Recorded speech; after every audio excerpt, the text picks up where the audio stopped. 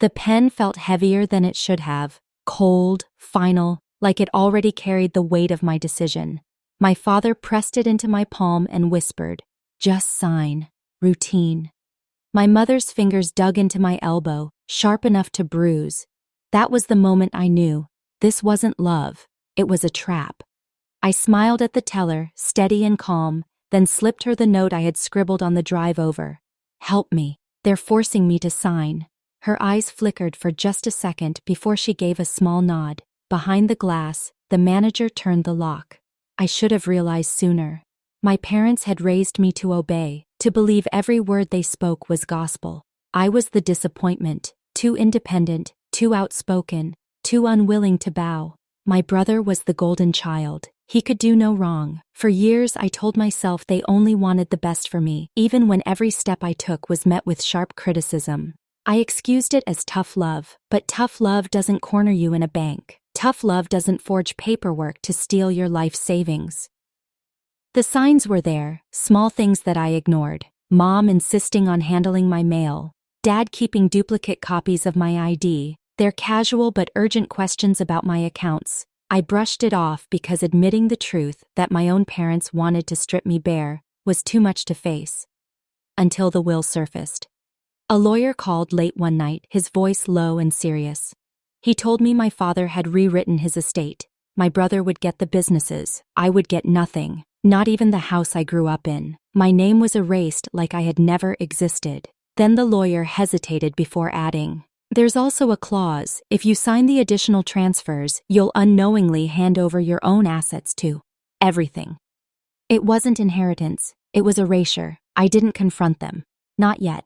I let them think I was still naive, still obedient. I let my father schedule the bank visit, let my mother hook her arm through mine with that poisonous smile, pretending we were close. But what they didn't know was that I had already moved most of my money, hidden it away.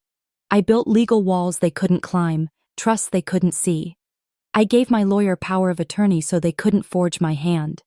Every piece was placed with care.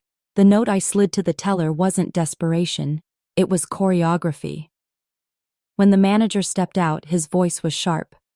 "This transaction is frozen." My father's face drained of color. My mother's nails stopped clawing at me. For the first time I saw fear in their eyes. The bank called the police. Fraud, coercion, attempted theft. It wasn't just humiliating, it was criminal. I didn't raise my voice. I didn't shed a tear. I simply stepped back and watched as officers questioned them in low tones, as customers whispered and stared. My father, the respected businessman. My mother, the society darling.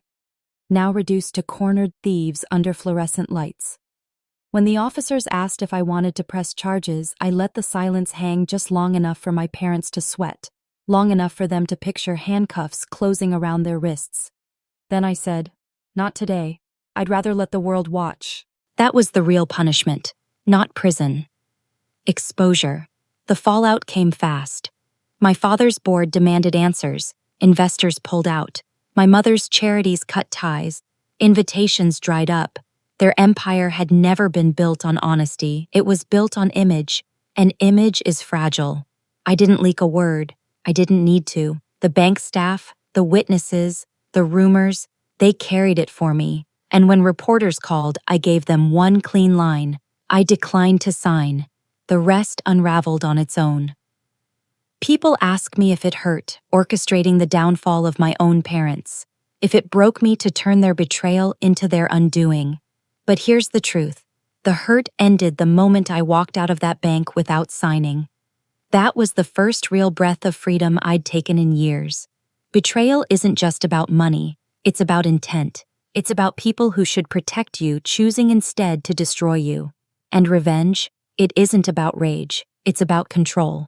About taking the knife they pressed against your throat and putting it back in their hands. That night, I poured myself a glass of wine, alone. The house was quiet. My phone buzzed with missed calls and desperate voicemails.